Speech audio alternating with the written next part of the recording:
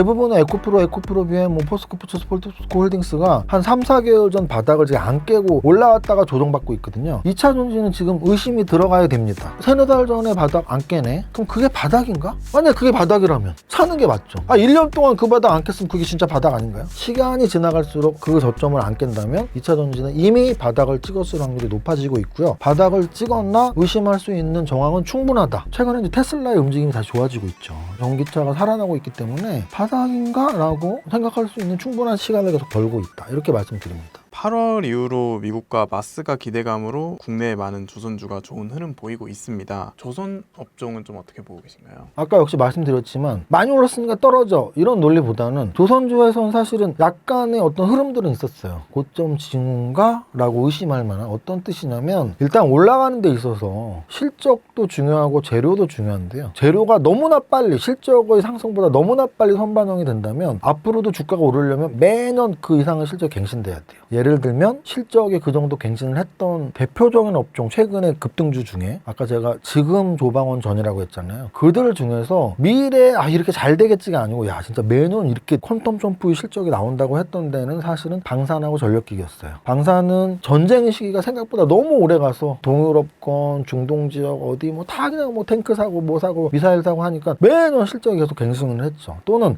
전력기기 미국의 AI 산업이 절대 죽지 않고 엔비디아가 역사적 신고가를 계속 치고 있는 이런 마당에 어찌 보면은 미국의 AI 산업에 우리나라에서 우리도 좀 껴줘 할 수 있는 산업은 전력기기 산업밖에 없었거든요. 그러니까 이 효성중공업, HD현대일렉, LS 일렉트로닉스 3인방이 계속 올라간 거예요. 실적이 수반됐으니까. 자, 그랬을 때 조선의 실적도 그럼 앞으로 2년, 3년 계속 수반될 에서 저는 사실은 약간 물음표인 거죠. 왜냐하면 보세요. 방산주는 전쟁 시기에서 무기가 많이 팔렸잖아. 재료 때문이 아니고 많이 팔리고 실적이 연장이 됐고, 또는 전력기기도 재료 때문이 아니고 AI 시대가 계속 되면서 전력기기가 많이 팔렸으니까. 그럼 조선도 마찬가지잖아. 많이 팔렸잖아. 근데 조선은 실적의 연관성과 재료의 크기 중에 재료의 크기가 좀 더 많이 선반영이 됐다라고 저는 봐요. 왜냐하면은 전력기기가 언제부터 올라왔냐면 트럼프 대통령 되고 나서부터 올라왔거든요. 되기 전부터 대통령 후보 시절에 트럼프 작년 9월 이때부터 크게 올랐거든요. 트럼프가 되면 우리나라 산업 중에 실제 당선이 되니까 트럼프 행정부에서 조선업, 우리 한국의 조선업이 꼭 필요하다는 얘기를 계속했기 때문에 조선업이 계속 트럼프 행정부의 수혜를 받았고 결국엔 한미 정상회담까지도 이어졌어요. 그래서 한미 정상회담에서도 우리나라에서 선반영을 너무 많이 시켰죠. 왜?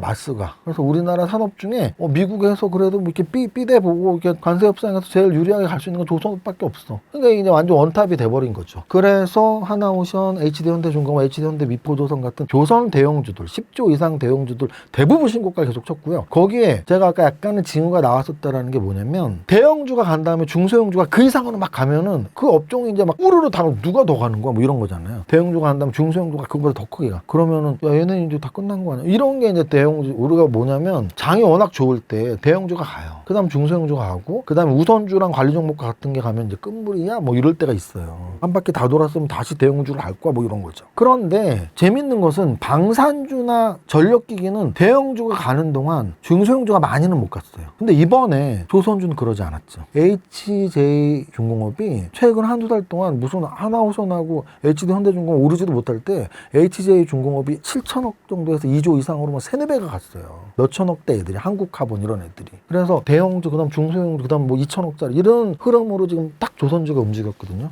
그래서 그 두 가지 실적의 성장보다 트럼프 대통령, 마스가, 한미 정상회담 이런 재료 가치가 너무 크게 선반영이 됐을 수도 있는데 그러니까 첫 번째고 두 번째는 대형주, 중소형주의 그 루틴을 그대로 갔으면 다시 대형주가 갈 수가 있나? 이 두 가지 때문에 조선주는 아까 제가 말했던 지금 조방원 중에 탈락 순위를 딱 꼽으라면 또 조선주 이제 그 중에서 좀 별로일 수 있는데라고 의심스러운 업종이라고 말씀드립니다. 아까 말씀드렸지만 방산주, 전력기기 이런 애들이 최근 몇 년 동안 10배 이상 올랐던 건 너무 고평가 아니야? 근데 그 다음 분기 계속 퀀텀점이야. 2배씩. 그래서 조선주도 지금 이 주가 유지하려면 3분기, 내년까지도 진짜 이게 말로만 그런 게 아니고 마스가가 대단하게 우리나라를 먹여 살렸어 정도가 아니고선 이미 좀 선반영은 돼 있으니까. 않습니까? 원전주가 긴 횡보장을 보이고 있는데 원전주는 좀 어떻게 보고 계신가요? 이게 저런 거예요. 많이 오른 애들이니까 저는 이제 강한 종목을 좋아해요. 그래서 지금 조방원전이 많이 올랐잖아요. 그럼 그 중에서 방산주? 전력기기? 야, 그럼 지금 세상이 그러니까 AI 시대고 전쟁 시대고 실제 실적이 계속 매년 좋아지니까, 또는 지주랑 금융은 저는 실적이 좋아져서 올라간다라고 절대 보지 않아요. 아니, 지주회사랑 금융회사가 뭐 실적이 얼마나 좋아지겠어요. 근데 상법 개정안에 수혜준 거예요. 그럼 그렇게 따진다면은 이제 탈락 후보들이 나오는데, 그래서 제가 조선주는 아까 설명을 드린 거고, 그 원전주는 어떠냐 해서 원전주도 실적이 좋아지고 있지만 재료가치 영향을 분명히 무시할 수 없습니다. 원전주도 결국은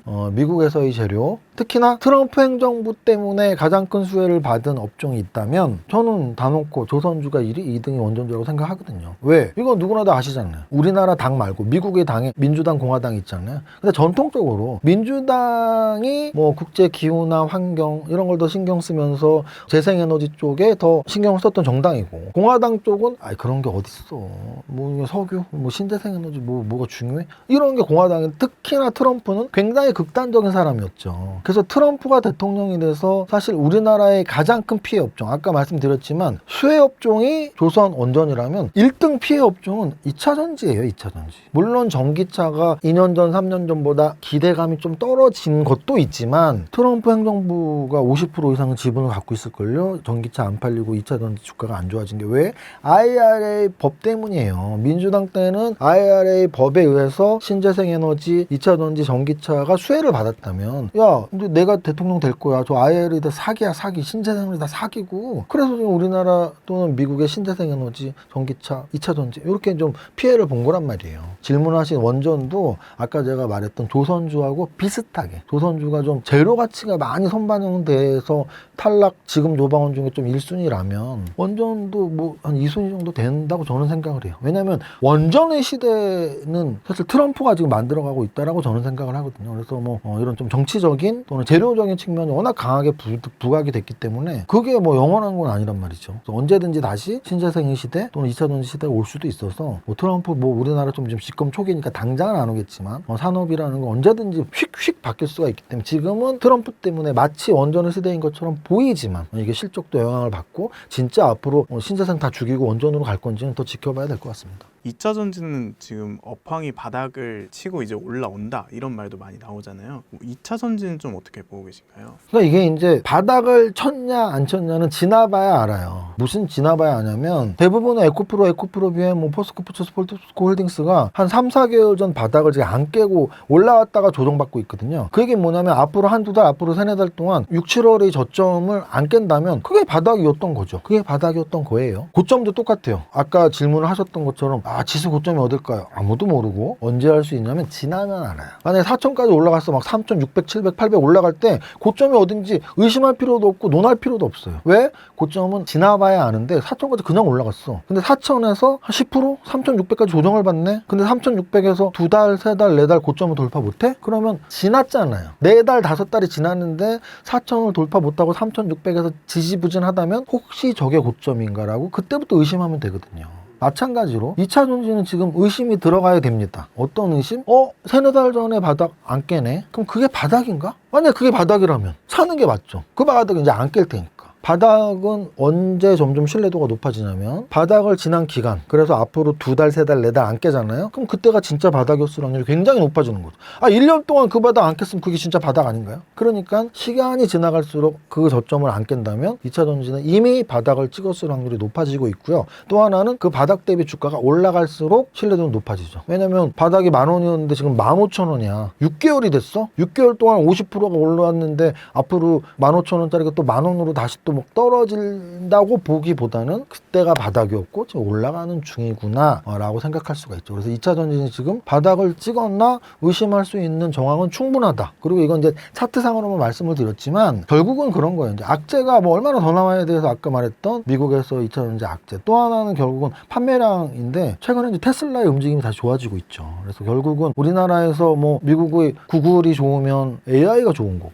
또는 뭐 애플이 좋으면 뭐 이런 아이폰이나 이런 게 좋은 거, 엔비디아가 좋으면 반도체가 좋은 거, 테슬라가 좋으면 전기차가 좋은 거죠. 그래서 전기차가 살아나고 있기 때문에 바닥인가? 라고 정황은 생각할 수 있는 충분한 시기다라고. 만약에 이거를 올해 상반기에 물어봤다면 아니라고 저는 말했을 거예요. 왜? 그때만 해도 무슨 바닥 찍고 한 달, 두 달 못 지나서 계속 역사적 신저점을 계속 깨고 내려갔거든요. 근데 지금은 세 달, 네 달, 다섯 달 됐는데 왜 안 깨지? 안 깨면 바닥인데? 라고 생각할 수 있는 시간을 계속 벌고 있다. 이렇게 말씀드립니다. 대표님의 현 시점 포트폴리오 전략에 대해서 여쭤보고 싶습니다. 만약에 1억이 있다면 어떻게 포트를 구성하실지. 이제 포트폴리오 전략에 있어서 사실은 포트폴리오 전략은 뭐 삼성전자, 뭐 삼성바이오로직스, 현대차, 지금 제가 말하는 건 우리나라 시총 탑10의 대표 업종들이에요. 반도체 1위가 삼성전자, 제약바이오 1위가 삼성바이오로직스, 자동차 1위가 현대차, 뭐 이런 식이거든요. 근데 제가 지금 말씀드리고 싶은 건 뭐냐면 어느 종목 5개를 갖고 있어라가 포트폴리오 전략이 아니고요. 사실은 포트폴리오 전략은 어떤 종목, 어떤 업종보다 그 상위 전략이 있어. 전략. 이런 거예요. 축구에서 우리가 전략을 할 때 공격수는 골 넣고 골키퍼는 골 막아. 이걸 전략이라고 할 수는 없잖아요. 433, 424,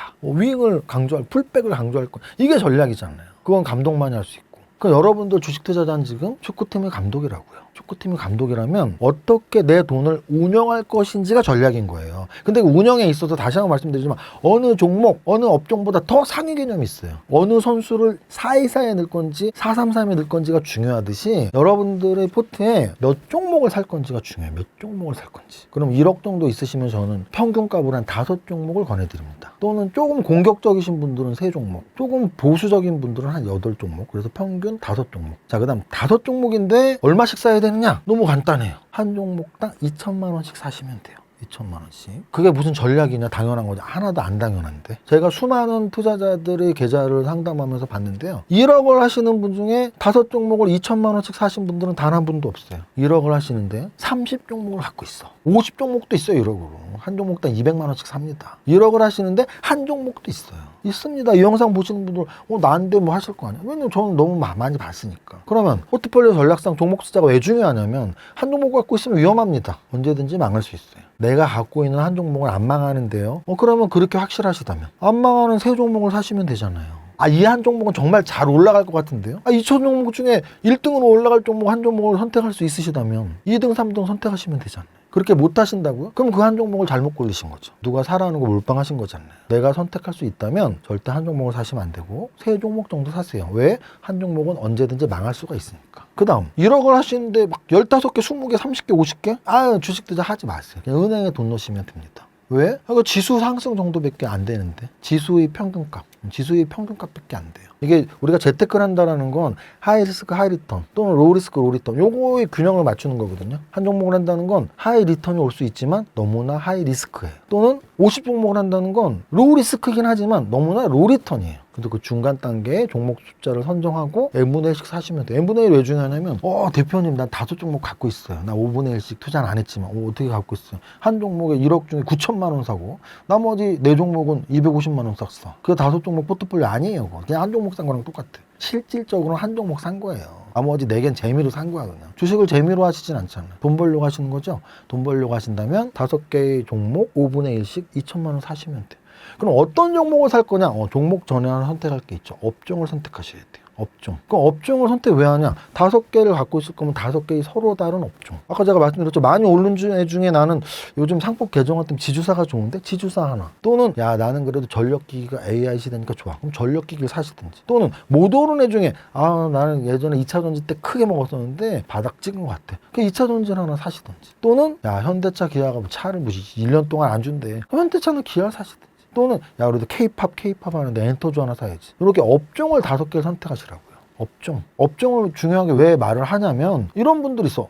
나 5개 샀고요. 2천씩 샀습니다. 어디 볼까요? 근데 제가 2023년 7월 달에 5종목을 샀는데요. 포스코 홀딩스, 포스코 퓨처엠, 에코프로 BM, LNF 이렇게 5개를 샀네요. 이러시는 분들 많아요. 또는 그나마 그분들은 2023년에 재미 보다가 지금 박살 났고 또는 요즘에는 나 5개 샀는데요. 하나 에어로스페이스, LIG, 넥손, 현대, 롯데, 한국항공우주 하나 시스템 5개 샀어요. 그러면 방산주 ETF를 사세요. 그래서 5개를 산다는 얘기는 5개의 업종을 산다는 얘기예요. 5분의 1씩. 자, 그 다음 업종 내 종목은 어떻게 선정할 건데? 그게 포트폴리오 전략 중에 가장 어려운 부분이에요. 그래서 이 종목 선정 이전까지가 포트폴리오 전략이고, 종목 선정은 우리가 종목 선정이라고 하죠. 그럼 포트폴리오 전략은 어렵냐? 어렵지 않아요. 제가 지금 말씀드린 거 이해 안 가시는 분 있나요? 다 이해 갔을 거 아니에요. 근데 이해는 쉽게 되는데 지키는 게 어렵습니다. 아마 여러분들 다 공감은 했지만 내일 일주일 지나면 계좌에 그냥 하나 갖고 있고 또 50개 갖고 있고 한 업종 갖고 있을 거예요. 왜? 분명히 그 사람 말이 맞는데 팔 수가 없어서 그래. 팔 수가 없어서. 50개 갖고 있으면 종목 줄여야 되잖아. 팔 수가 없어. 한 개 갖고 있으면 3개 살려면 한 종목에 3분의 1을 팔아야 돼. 팔 수가 없어. 한 업종을 5개 갖고 있으면 4개를 팔아야 되잖아. 팔 수가 없어. 그래서 못 지키는 거예요. 왜 못 팔까요? 손절하는 거 싫어했어. 그래서 포트폴리오 전략은 어렵지 않아요. 이해하고 지키면 되는데 여러분들이 못 팔아서 그런 거니까 원칙을 안 지키면 성공할 수 없어요. 그래서 원칙을 지금 안 지키는 분들은 팔아서 포트폴리오 전략을 정확히 꾸미시고요. 그 다음 포트폴리오 전략 아래 단계에 있는 종목 선정. 이게 핵심인데요. 어렵습니다. 당연히 어려운 거 아닐까요? 실제 돈 버는 건 종목 선정 때문에 돈 버는 건데 포트폴리오 전략은 지키라고 있는 거고 실제 2천 종목 중에 뭘 사야 되지? 종목 선정 어렵습니다. 왜 어려울까요? 차트도 봐야 되지. 재무제표도 봐야 돼. 재료도 검토해야 되지. 어렵죠. 그래서 여러분들이 그거는 공부를 하셔야 돼. 포트폴리오 전략은 이제 더 이상 공부할 필요 없어요. 제 말이 맞아요. 그걸 지키느냐 안 지키느냐는 여러분의 몫인데요. 제가 좋아하는 말로서 좀 지키는데 동기부여를 해드릴게요. 제가 예전에 강아지 나오는 프로그램을 강아지는 한 번도 키워본 적이 없는데 그 프로그램이 너무 재밌었는데요. 그 전문가분이 견주, 보호자를 명확히 구분을 하더라고요. 보호자님은 지금 보호자가 아니고 견주예요. 무슨 차이가 있을까요? 보호자라면 강아지를 컨트롤할 줄 알고 보호할 줄 알아야 되는데요. 지금 보호자님은 강아지를 보호도 못하고 컨트롤도 못하고 다른 사람한테 위해를 지금 끼치고 있잖아요. 강아지 주인이니까 견주는 맞지만 보호자는 아닙니다라고 말할 때 저는 주식에 미친 사람이니까 주식에 똑같이 쓸 수 있어. 여러분들이 투자자가 되느냐 계좌주가 되느냐의 차이예요. 포트폴리오 원칙을 지키시면 투자자가 되는 거고요. 포트폴리오 원칙을 못 지키시고 한 종목 갖고 있거나 50종목 갖고 있거나 한 업종 다 갖고 있거나 그러면 그냥 계좌주가 되는 겁니다. 그러니까 뭐 아는 거 지키시면 돼요. 그 다음 종목 선정은 제가 오늘 뭐 차트 어떻게 보세요? 재무제표 어떻게 보세요? 재료 어떻게 찾아보세요? 설명 못 드려. 왜? 적어도 한 2, 3년 해야 되는데 하루에 3, 4시간씩. 아니 어느 분야에서 우리가 2, 3년 하루에 5시간 이상 안 하고 돈 버는 분야가 있으면 저 좀 말씀해 주세요. 저도 거기 가서 돈 좀 벌게. 그지 않아요? 여러분들 주변에 친척들이나 친구 중에 의사 선생님 무슨 6년 동안 대가서 공부하고 그리고도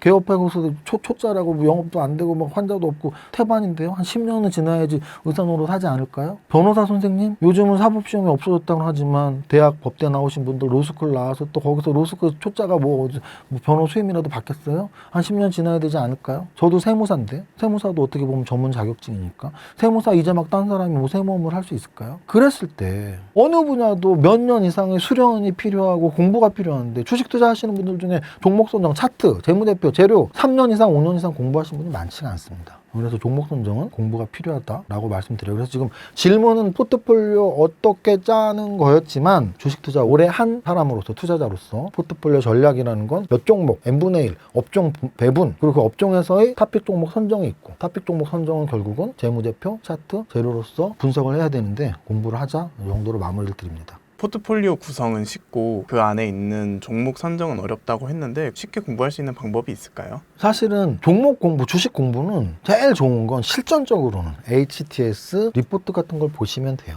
근데 이제 우리가 주식 공부가 어려운 이유가 기본이 좀 안 깔려 있어서 그래요. 뭐 차트에서 뭐 양봉, 음봉, 정배열, 역배열 이런 기본적인 용어도 잘 모르시고 어떻게 구성이 차트가 돼야지 정배열인지 역배열인지 신고가가 뭔지 이런 거 잘 모르시고 또는 재무제표에서도 재무상태표랑 손익계산서에서 뭐 영업이익과 당기순이익이 어떤 차이가 있는지 또는 재무상태표에서 부채 비율은 어떻게 구하는지 이런 재무제표를 보지 못하는 기본이 없으신 분 또는 재료는 공시에서 어떻게 판단을 하는지 리포트에서 어떻게 판단하는지 이런 게 기본이 없으시면 실전적으로 그냥 해도 쌓이지가 않아요. 약간 모래성 같은 거죠. 그래서 제가 사실은 제가 쓴 책이라서 제 입으로 말씀드리긴 뭐하지만 주식투자 핵심 수업이라는 책에는 사실 총 5장으로 되어 있는데요. 1장은 초보자들이 꼭 알아야 될 기초 지식들이 1장에 이제 초보자들은 이건 알아야 돼. 그 1장에 있고요. 2장은 재료 분석편. 그래서 재료를 어떻게 분석하는지. 3장은 차트 분석편. 그래서 차트, 정배열, 역배열, 양봉, 음봉이 뭔지. 그리고 4장은 재무제표 분석. 재무제표에서 재무상태표, 손익계산서, 현금흐름표, 가치 분석을 어떻게 해내는지. 그리고 마지막 마지막으로 5장에서는 그 모든 것들을 통틀어서 실전 전략으로 한 8가지 정도 제가 여태까지 주식 투자 30년 하면서 8가지 정도 돈 벌었던 전략을 정리를 해놨습니다. 그래서 책 나온 지 한 달 정도 됐는데요. 여러분들 중에 저런 책도 있었어? 하신 분들은 좀 기본서로서 공부를 하신다면 아까 제가 말씀드렸던 종목 선정을 할 때 재무제표, 차트, 재료 분석의 기본은 충분히 배울 수 있다라고 말씀드립니다.